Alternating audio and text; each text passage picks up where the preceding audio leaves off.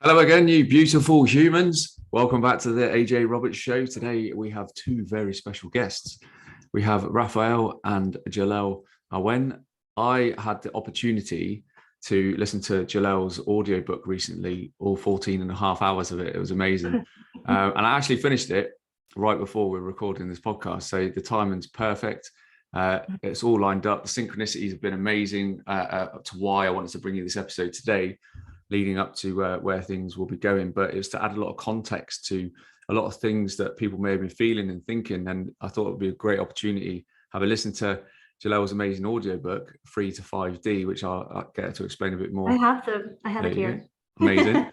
And what it actually all means. And as you start hearing more about the term 5D this, 5D that, what does it all mean? You know, it's not just like how you perceive a television.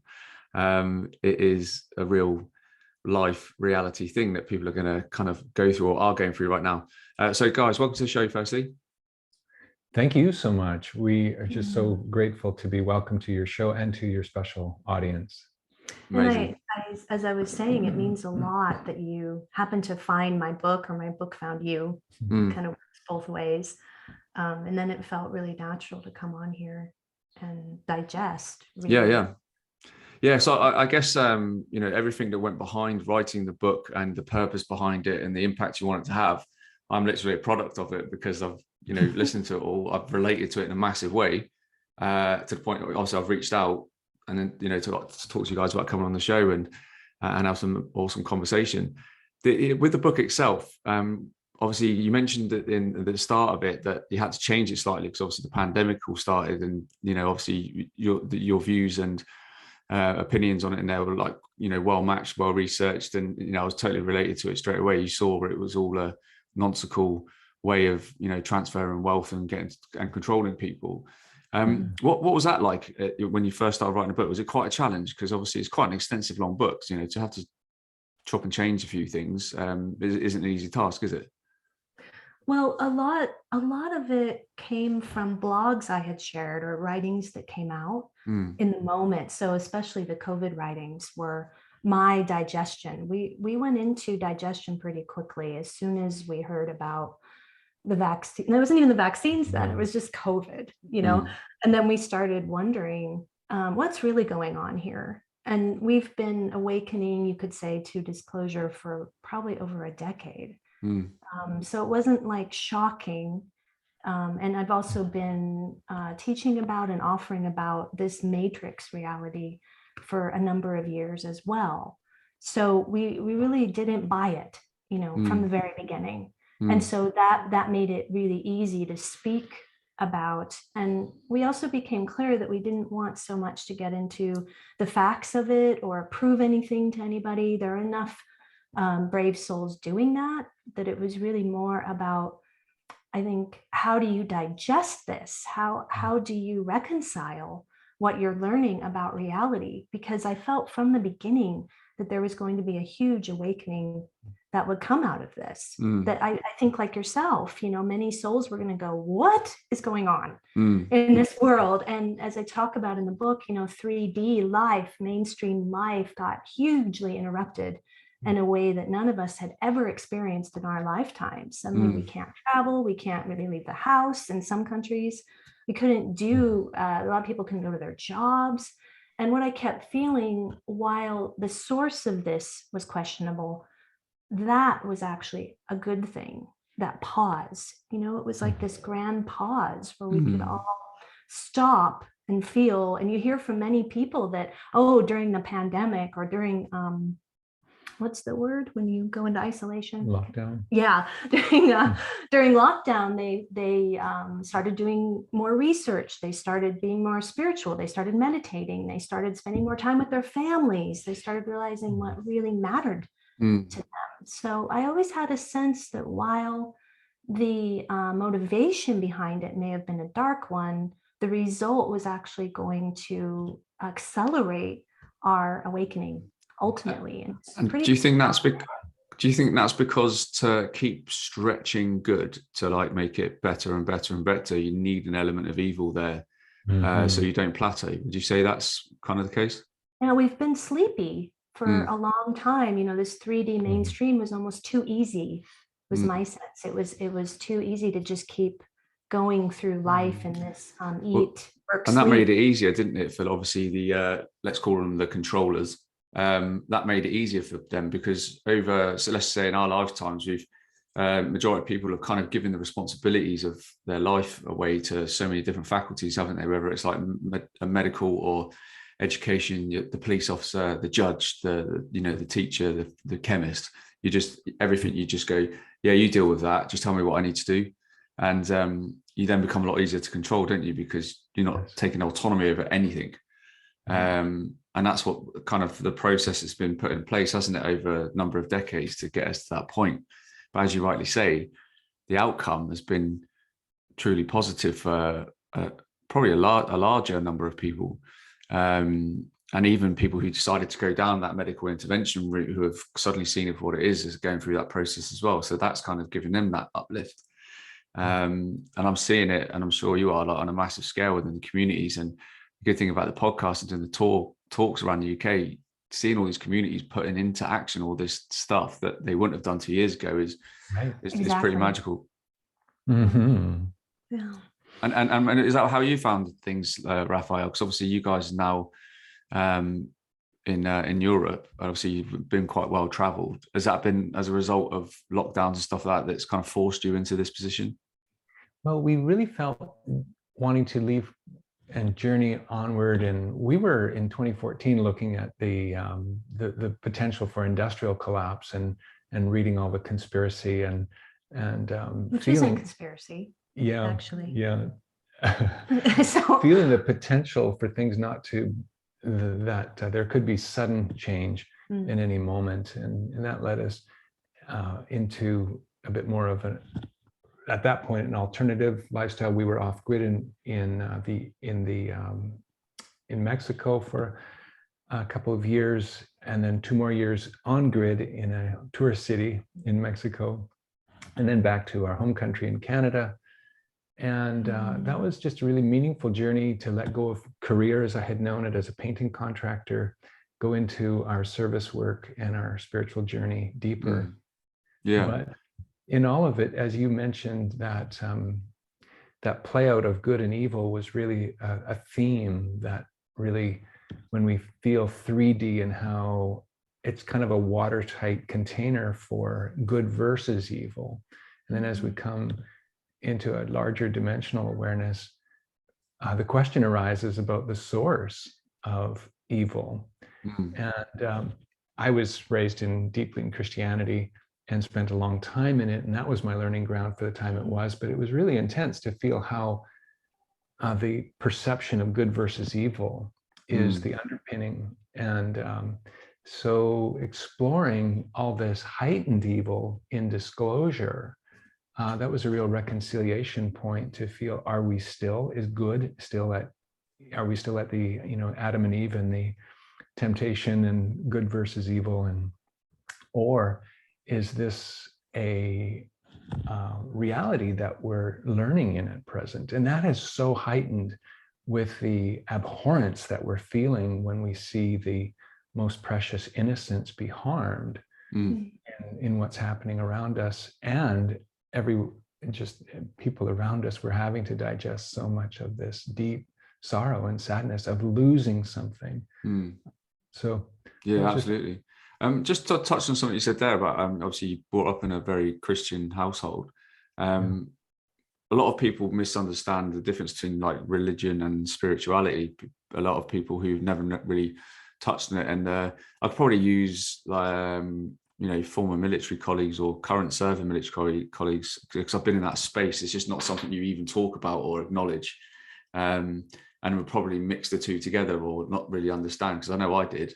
I was never around any religion at all. Any time I was, it was like you were forced to go to the church at Christmas with all the rest of the guys to sing Christmas carols and stuff like that, and I never grew up around it, so I never knew growing up really what the connection or disconnection was between the two. Would you mind just sort of explaining the difference?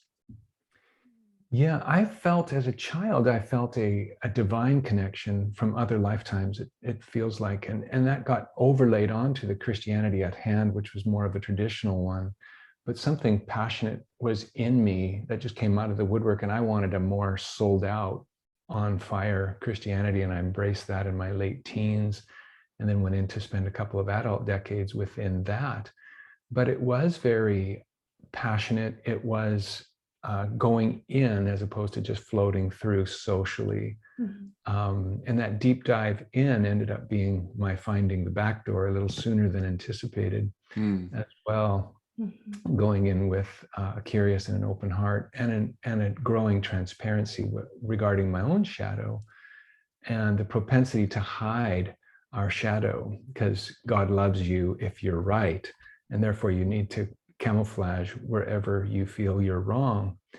And feeling the inauthenticity in that, then coming into leaving Christianity and finding other spiritual circles, and at times finding that same dynamic where there's still this good versus evil perception and this hiding of the shadow and putting our best face forward, really felt like such a dead end for me. So the spirituality that we embraced was excited about the potentialities of all that it offers, but the bedrock piece for me, and continues to be, this looking into what does real transparency, honesty, first with myself and with others and with the divine, to let in love and to feel my own worth and to receive the love that wants to flow into my. And then if that's flowing inward, it's not going to have a problem flowing outward. It's not really going to need to be something worked on or efforted. So. And do you think that's a key difference, Jelelle, in terms of like spirituality and religion? Is it spirituality is very much getting in tune with your inner and higher self, whereas, you know, not focusing on something or someone. It's more about like tapping into your higher self and understanding who you are. Would you say that is a sort of a key difference? I think the inner versus the outer. So in this exoteric versus esoteric, you know, you're part of a structure in religion. You're part of usually a dogma, and to me, it's I talk about it a lot in my book about the false light matrix. So you wake up to also disclosure, the cabal, the controllers, whatever you want to call them, but you also then wake up to the false light that's going on, for which religion is part of that. It's not that there isn't light, it's just that it's been what we call hijacked. Yes. So I think there is, in a lot of Christians, there's a true heart and soul connection with the divine, and even with Jesus, or as we call him, Yeshua. So we're not invalidating that there's something authentic there. It's more about that it's been hijacked to be used to control and manipulate. To create division. To create division, exactly, polarization. So if something, maybe we could say religion polarizes to some degree, and spirituality has the potential to unify. I agree. I agree. And I can't speak for everybody, but I've seen it with my own eyes massively over the last year, especially how spirituality unifies people, whereas religion, you know, sort of divides people. And I've seen that in many countries around the world, obviously, from being in the military, how it can divide people. And just even through things like symbolism, you know, like obviously you've got the cross, or you've got the half moon crescent, you've got just, it's all things and labels attached to this, isn't it? Where you're talking about the hijacking, and creating that division. And then again, you're not then, if you're divided, you're not then thinking about and carrying out the true purpose of you as in your innate self, are you? So, and that doesn't matter what religion you put to that, they all kind of steer towards the same thing. And I think that people have kind of have missed that clear and obvious thing. But when you talk about your own journeys, and you're sort of like really going through that kind of questioning, am I going through like a spiritual awakening, or am I going through a spiritual journey? Is there any kind of particular things that you think that people can take notice of and actually go, oh, right, I get it now?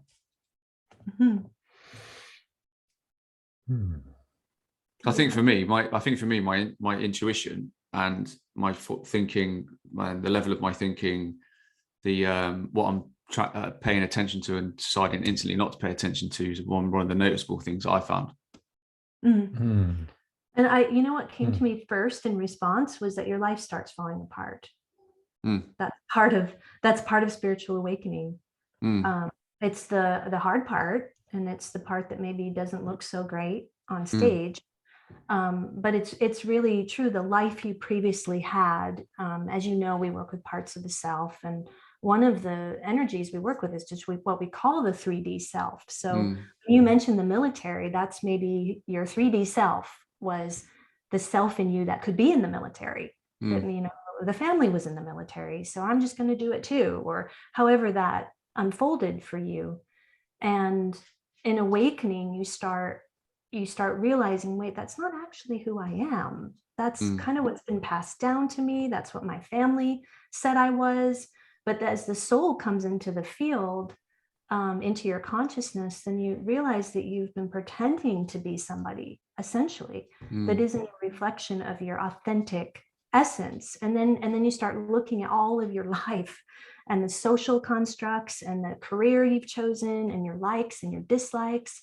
Then you realize that none of them really resonate with you anymore. And they start falling away. They start falling apart sometimes before they fall away. And especially the biggest sign I see is in relationships, and how much relationships change as you awaken. So if your relationships are going through a turmoil, you can't, in my sense, maintain 3D based relationships and awaken. At some point, these energies are going to rub against each other, and particularly in romantic relationships. But you know, our parts hold on to these relationships, and it's like they don't want to let them go, even if they're not satisfying anymore. So, do you think that's what we're seeing, obviously seen on a mass scale around the world in different countries affected by the pandemic, where you've got a lot of people that are still living in this fear-based reality, you know, still wearing masks, still conscribing to all the nonsense in the media and stuff like that. And then you've got people that kind of paid attention to that at first, but then the curtains started getting drawn back, and they were going through this process which you spoke about then, which helped them see things for what they really are. It almost feels like we've endured like a local natural disaster, and our whole neighborhood's been devastated, except now it's worldwide. And so it's not just local. And that creates so many shifts and awarenesses. And so there is this neighbors helping neighbors coming together, and this awakening of spirituality against a backdrop of a whole lot of chaos too. And as you're speaking to those that, you know, that are not showing any signs of awakening, there's an awareness that soul needs to be in that degree of veil, and no tugging by you or me is really going to directly, immediately set them free of that. And so they have more of and of course, I just look at my own life. When my own watertight belief system was invincible, I'm very different from where I am today. There's a lot of compassion that I needed the time in that. Maybe all reality is in fact an illusion, but that was certainly, from my standpoint today, that was quite an illusion, illusory reality to be a part of. And where I am now feels maybe less illusory. But there's compassion for those souls, and that they're somehow an integral part of the awakening, even in their present state of arguably not showing many signs of awakening. Yeah, but I think what we can see now is the not just through the cognitive dissonance, but people's attention to the distractions. And it's almost as like you can see, if you can see all the distractions, you can see all the distractions. Now, I've been kind of screaming from the rooftops the last 2 years, seeing all the distractions, but the number of people who are now seeing distractions is becoming greater and greater. And it's a stark contrast. And sometimes I end up doing like little social experiments by accident. When I've got like someone I know in the military who's like gone through the ranks, who's like pro-Ukraine, pro-LGBT, pro everything they've thrown in your face, every distraction.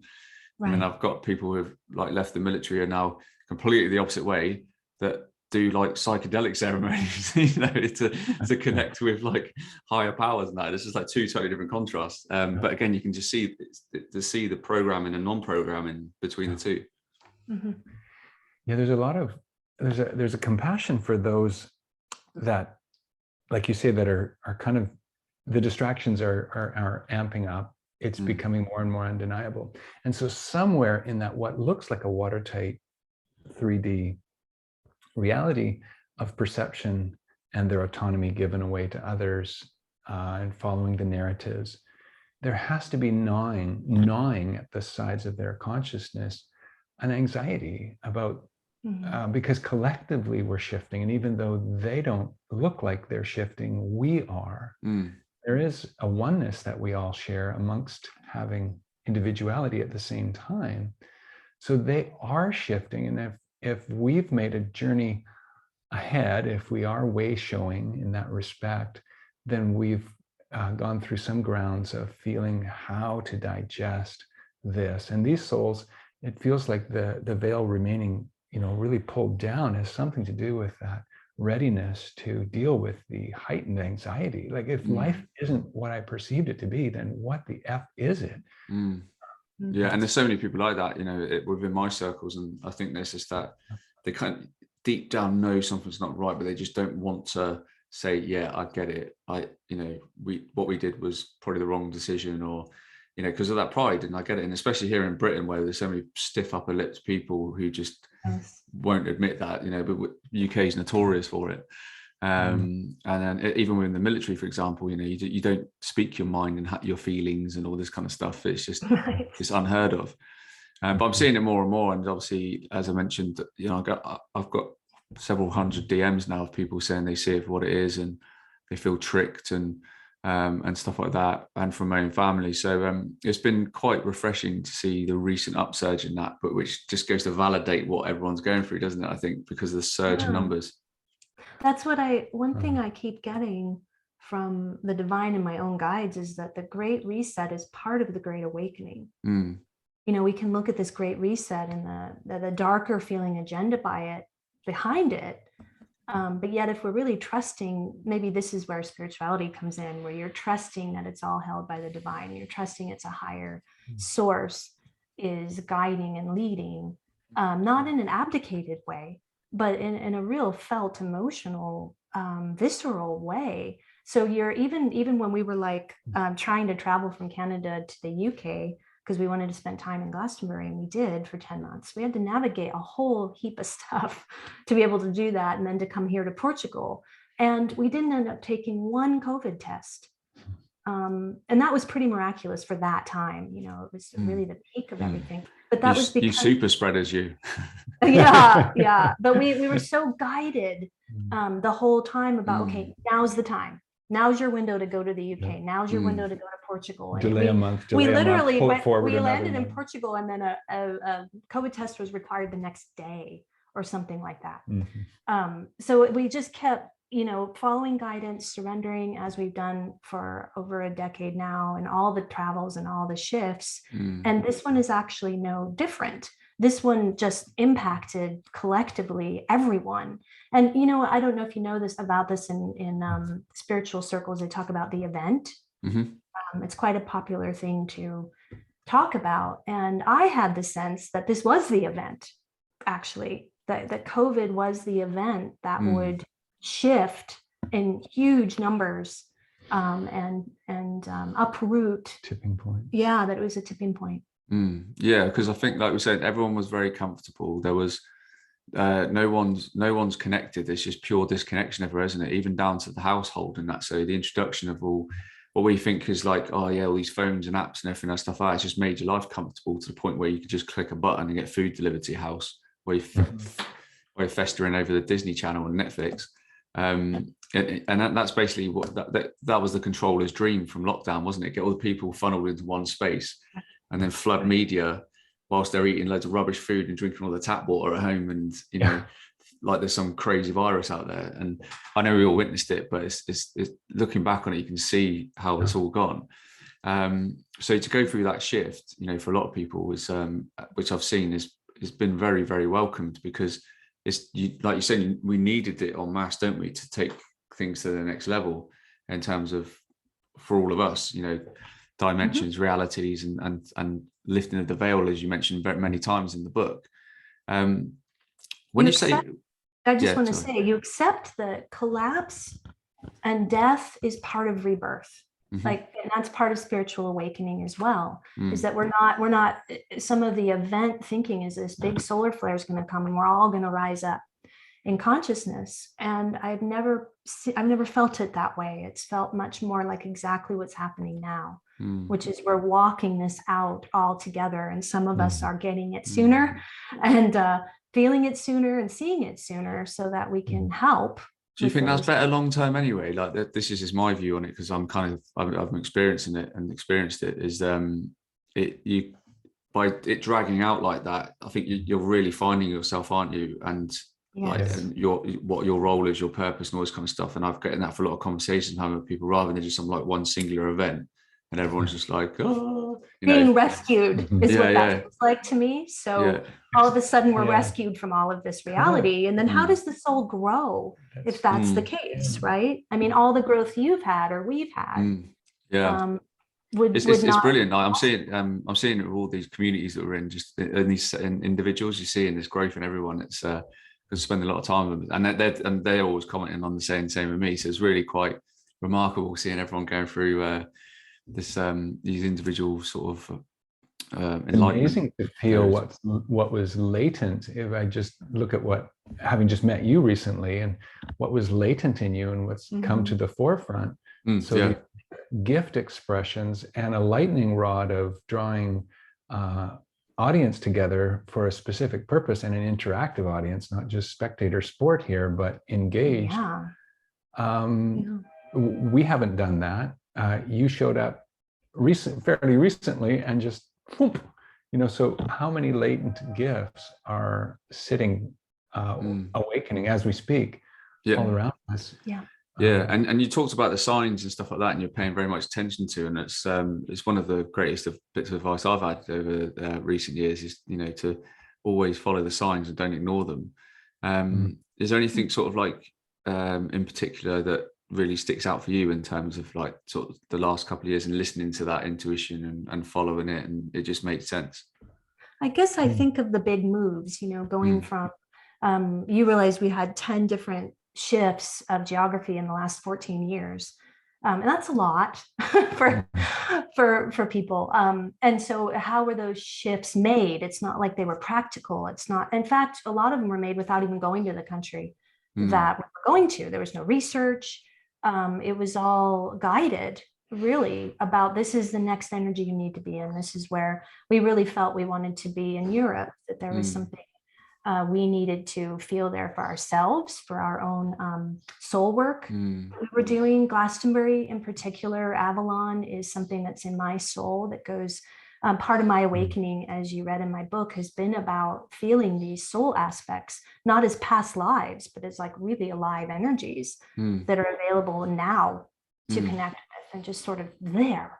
And that's what I help people do in sessions too, is to connect to that. So feeling really drawn to go to Glastonbury for like 3 or 4 years. It was in our field, and we want to go.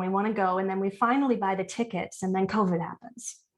So I was like, okay, this isn't the time. And we had to delay, I think, 4 or 5 months. So we surrendered to that. What's the purpose in that? And okay, now we're good to go.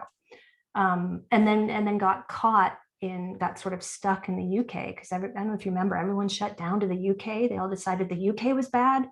So this is in December of last year or something. We're going, okay, we can't leave the UK. We're not done yet. I guess we have more. It's more about like how you digest shifts that happen, because you go pretty quickly to, that's how it's meant to be.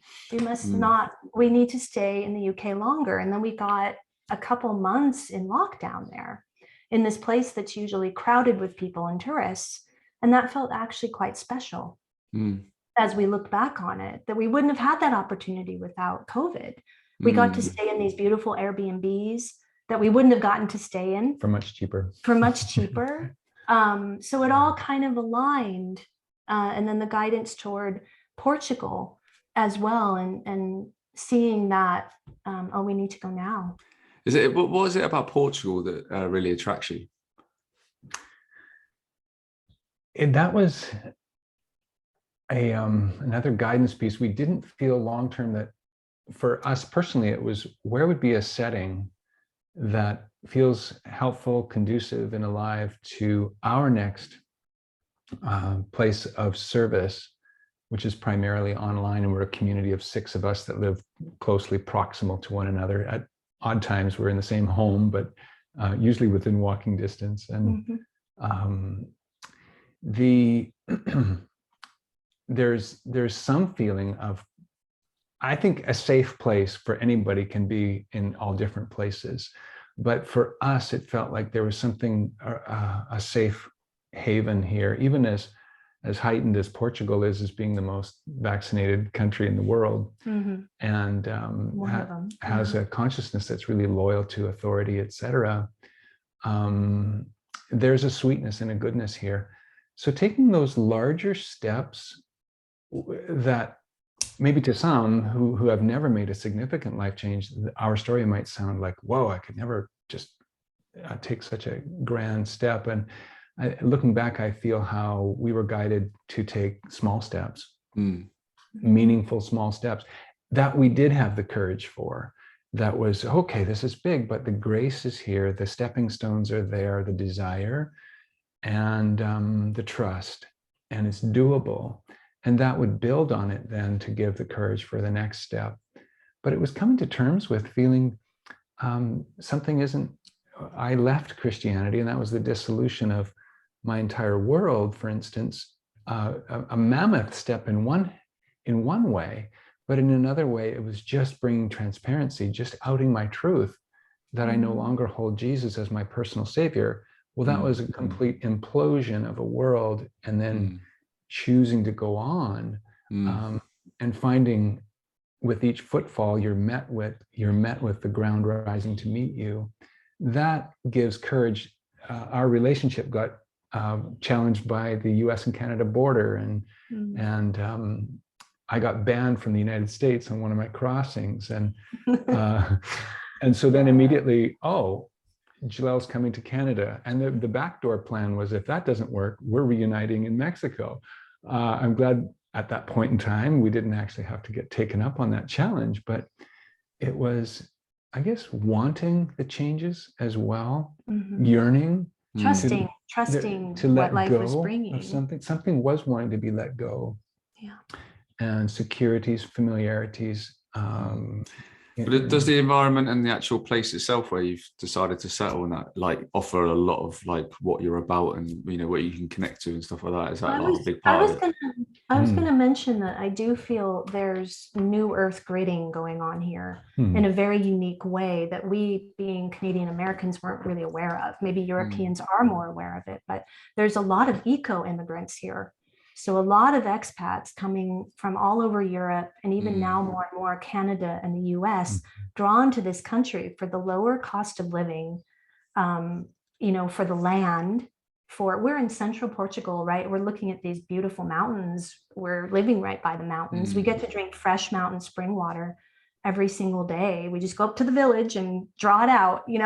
There's something both ancient about this country and progressive at the same time, but without any identity in being progressive. There's no identity here. And we're meeting, our daughter does the jewelry we're wearing. And so we've been going to the markets here, and then we're meeting more and more porous, spiritually awakened people that are drawn here in the growing numbers. The immigration here has really grown in the last few years.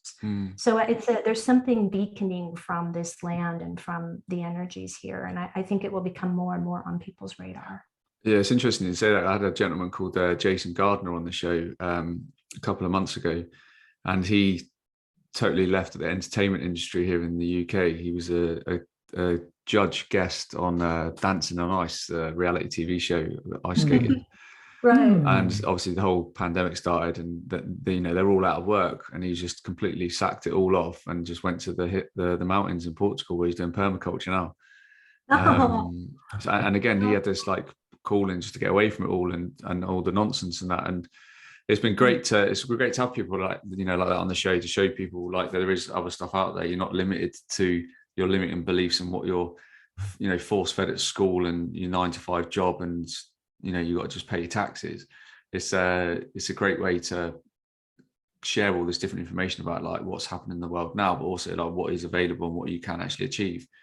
And you talk about that in the book so often about, you know, we've got all this locked potential inside us, like in our DNA. It's like the data is already there, isn't it? We've just got to unlock it. We've got to remember who we are. It's not a case of like unlearning everything we've been taught and relearning new things. We actually know it, don't we? Yeah, part of the soul remembrance is this work we do to connect specifically. So something like Lemuria, for example, may feel really obtuse to people. They don't, what is Lemuria? What do I care about that? But when you actually feel the coding inside of you that comes from Lemuria, that is our ancestry before the Matrix, before the fall of Atlantis, when this control system came in and really created this kind of prison, this cap to our consciousness, and deactivated our DNA as well, which is the whole fall that so many people feel. And as you connect to the roots or the origins through energies like Lemurian energies, which we've been guided are still below us, they're in inner earth. They kind of went down to inner earth when Lemuria fell, and they're waiting. That's what we've been told. They're waiting to come back. So this isn't just obtuse spirit guides. These are actual beings living in inner earth, it seems, who are living 5D already. They're living in fifth dimensional consciousness. And so they're waiting to come to the surface. They're letting us kind of play out our deal here until we figure this out. And hopefully don't destroy ourselves in the process. And also a lot of galactic support as well. You know, what I call star beings. And this isn't, again, something, it may seem kind of woo out there, but when you feel that our galactic DNA is actually something that roots us and grounds us, and that we all have this star seed within us, you know, that's a popular thing in spirituality as well. So you start seeing all the support that we actually have, and again, within us. And obviously, when you talk about star seeds, galactic DNA and stuff like that, I've listened to some really interesting conversations recently, and they talk about like 12, 13 strands of DNA and beyond. And the general populace of the world has been under sort of like, or set on, is it two strands of DNA? And people are now going through this process within themselves where they're going to like 3D and then into 4D, 5D. And like you're saying, it does sound a bit like, well, out there, and, you know, quite literally. And it's quite difficult for people to comprehend. But is there anything that's kind of might be noticeable to somebody who's going through like a 3D to 4D to 5D process, that, you know, and they're not maybe connected to other spiritual people, or they don't watch podcasts, like, you know, haven't seen podcasts like this or read into it all?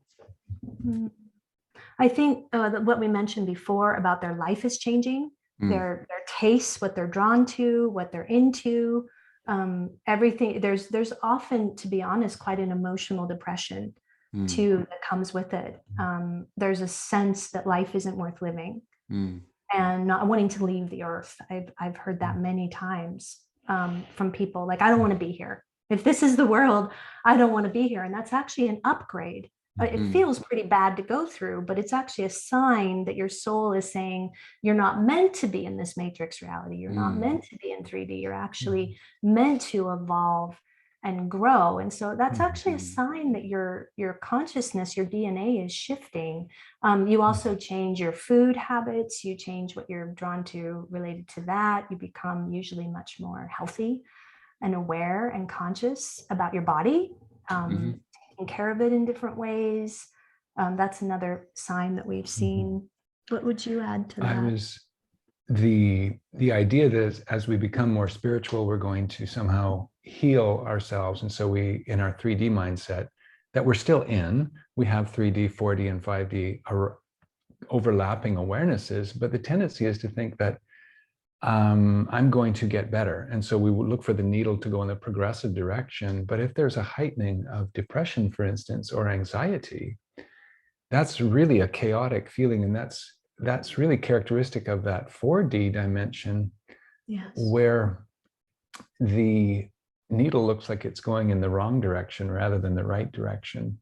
I know as I began my healing journey, I was really of that mindset that I want to heal my depression. I want to heal my anxiety. I'm going to watch it get better and better and better. And actually becoming more sensitive to the depth within me of dissatisfaction and of yearning and of ache and of pain, becoming relational with it. So no longer just suffering in it, being fused to it. It's moving, but it's going into it, was something I couldn't do in my 20s or my 30s, but a deeper trust in life and love and the divine, and reconciliation being the overall backdrop of things. I could go into those as portals and become relational with parts of me, in my, whether in my soul or inner child and inner teenager, their experience of life here. And for many, this dissolution of 3D does leave us in a grief, in a mourning. There's some things that I really like about this dimension. It's been very endeared to all of us. And who knows where we end up with what's left of it. And unless we can negotiate and process what we're losing, it leaves us really ill at ease in a vibration that's not comfortable to be in it. If it's not moving, the feelings come up. Can we meet them? Can they move? Like a child that's been hurt, if mom and dad are there to cheer them on and say, ouch, that must have really hurt, minutes later, they're up and at it and back into play again. And how can it be that way for us in this kind of a crazy transition that we didn't quite see or imagine coming? Even I find myself, I believe everything there is to believe about this, like you, and I still say to myself, but yet I don't believe it. It's still a part of me is saying, this is unbelievable, what's going on. So there's still a cognitive dissonance. Is that you just testing your own personal beliefs, though, do you think?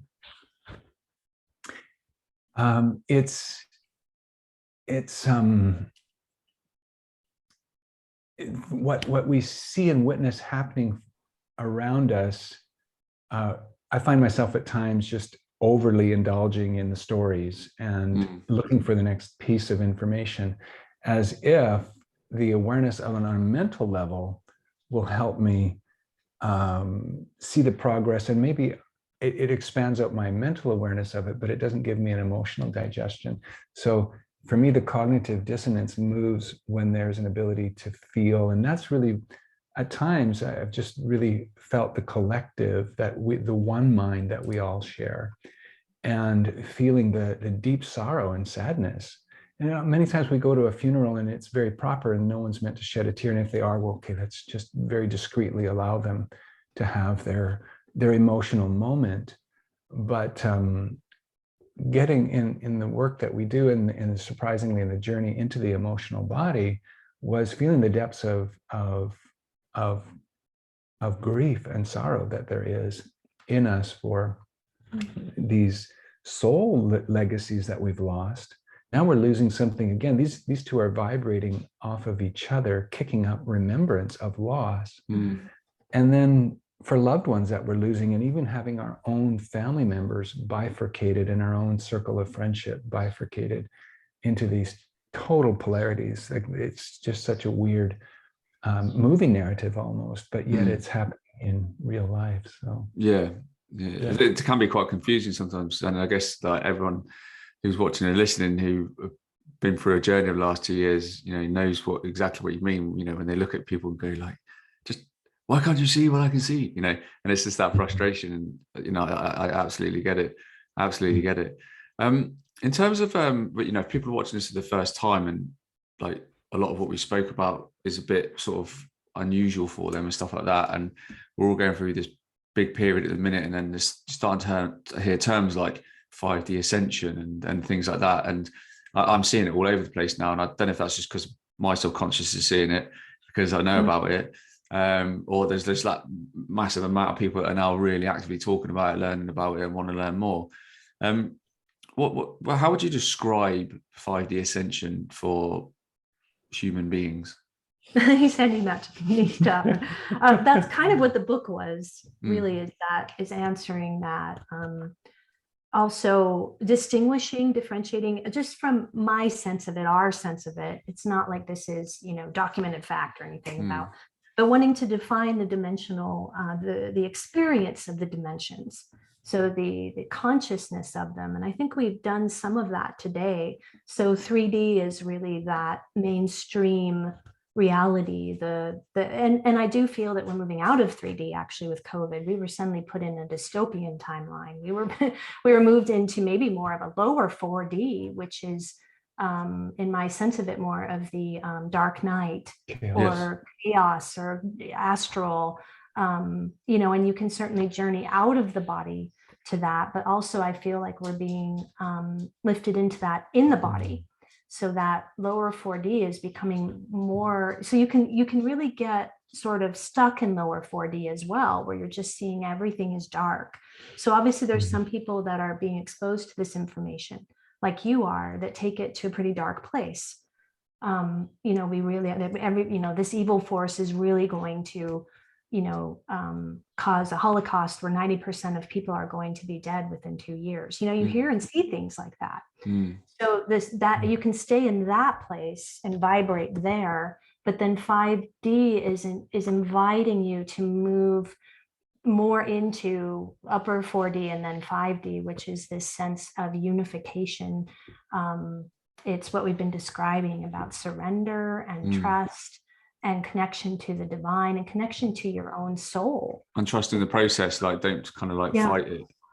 And really moving out of polarities or seeing things as good versus evil. That was, I think, the offering I had about the Great Reset is part of the Great Awakening. They're not polarized to each other. They're not opposed to each other. And you can only see and feel that if your consciousness can see and feel that. And for us, it's been this work of separating these energies out that are anchored to 3D or anchored to 4D. So we have this specific way of doing that. Can I use some examples here? And obviously, please comment from your expertise, because there's no one better to have to comment on this than you guys, and obviously you wrote the book. But when we're talking about like how you see things, polarities and stuff like that, this is how I see stuff like now compared to what I'm seeing on social media. So I use the last couple of days, the last 24 hours is a really good example. Okay, so we've seen loads of resignations in the British government. The Health Secretary Sajid Javid and Rishi Sunak, who's the Chancellor of the Exchequer, two notoriously not very well liked people within the government, have suddenly just gone. We're also seeing Biden fall off his bike. We're also seeing people falling off things, getting stuck and stuff like this. It's playing out like a chess game.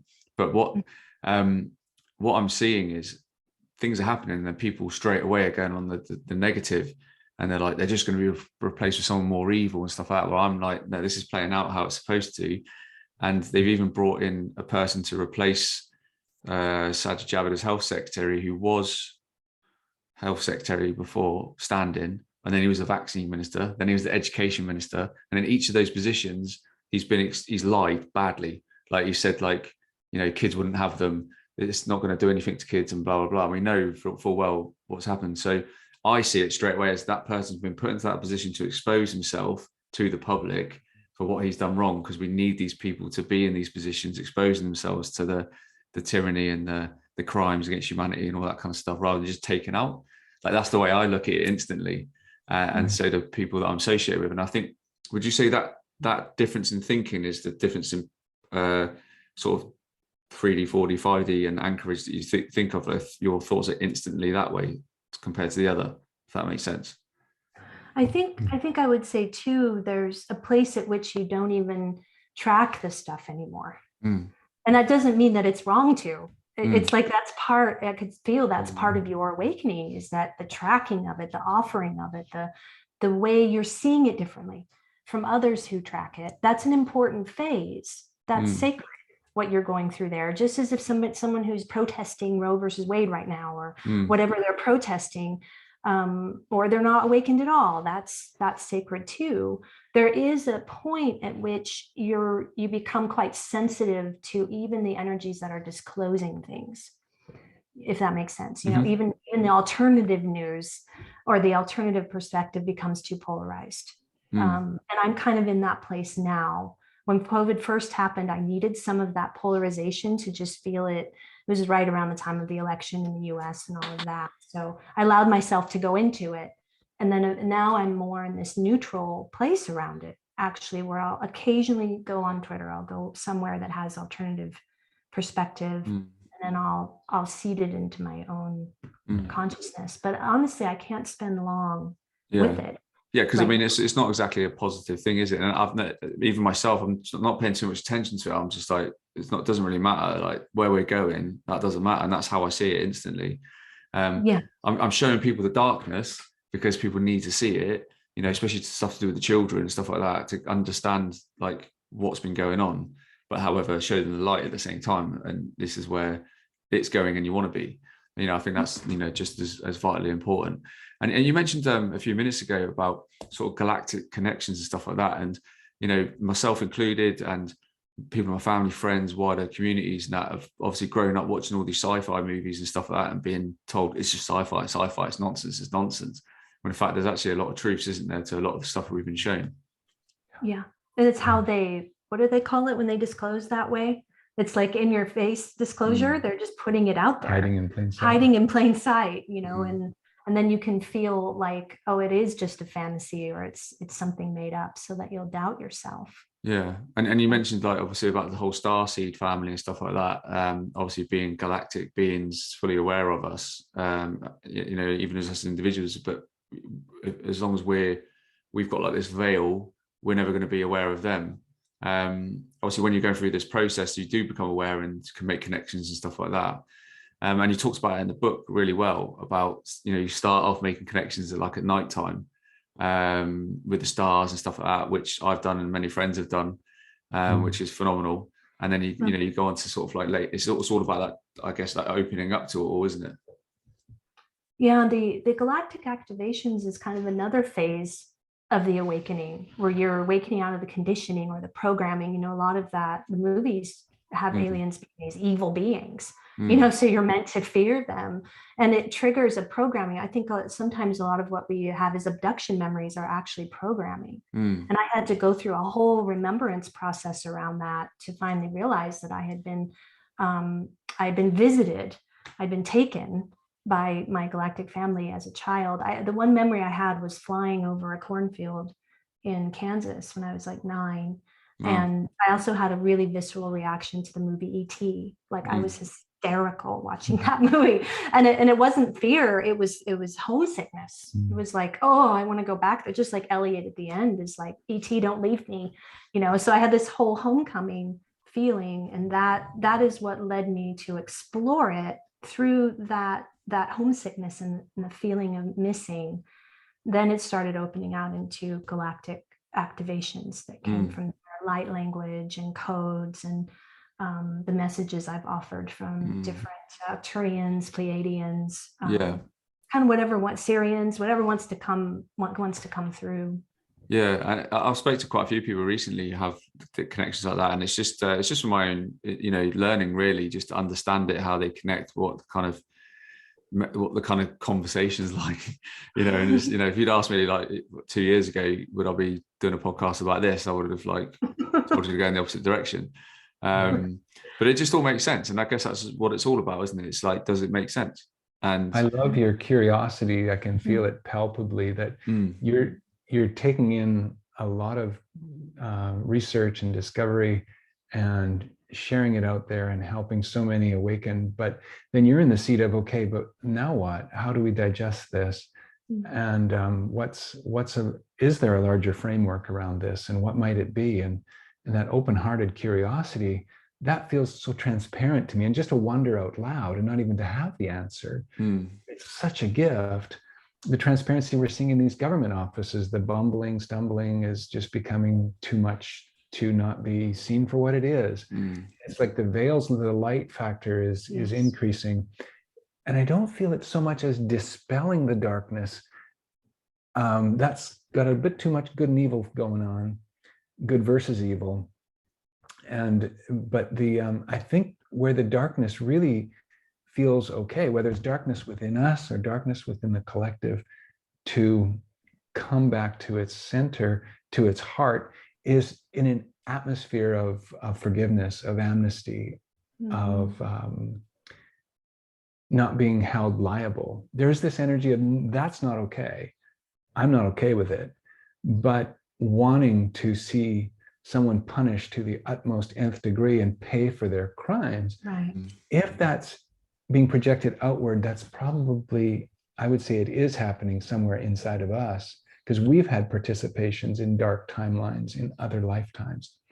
And so the compassion we would have for these discovering parts of us who are hesitant to come out of the woodwork, because what's the atmosphere going to be? And is it possible that the divine has orchestrated the whole experiment of good versus evil in 3D as an experiment of itself, an expression of itself, polarized us to the nth degree, which creates the elasticity of coming back together. And so we lost something in order to regain it. We were just fused to it before. And that's my sense, is that we forgot who we are so that we could remember. This remembrance now is just happening in such a myriad of ways. Yeah, it is. And I think I feel your expression of curiosity, and it's just, you're in real time wondering out loud. And we are too, actually. I hope it doesn't feel like we have answers. This all just comes from our own discoveries. Absolutely.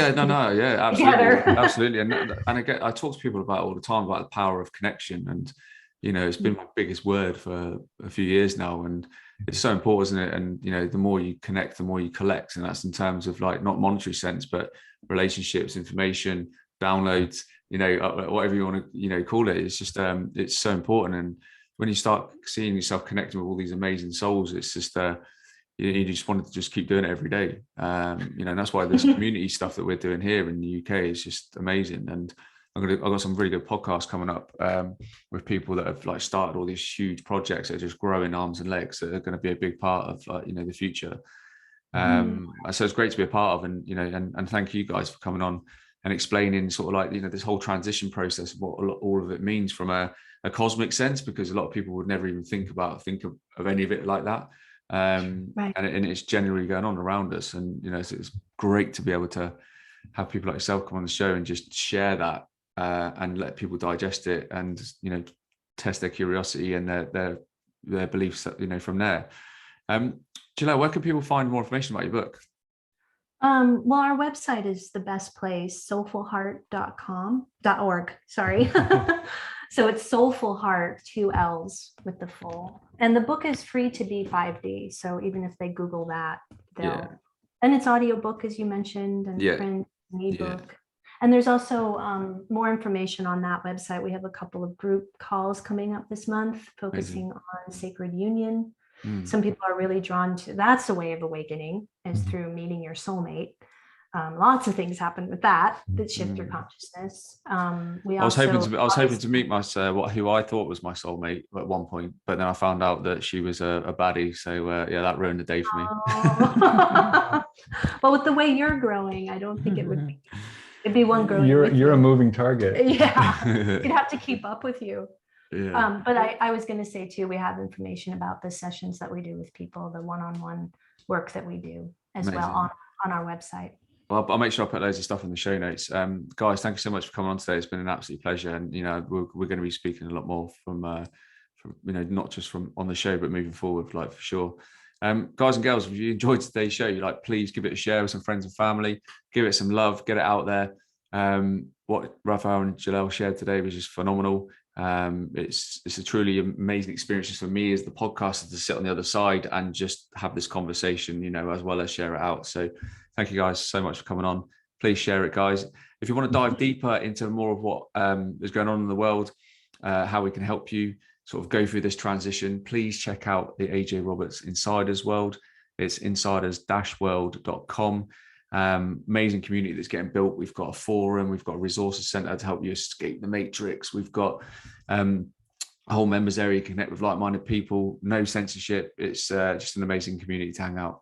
But from me, Raphael, Jelelle, look after yourselves, guys, and enjoy the next few months. I'll take care and I'll see you again soon. So much on the AJ Roberts Show. Bye-bye. Bye-bye.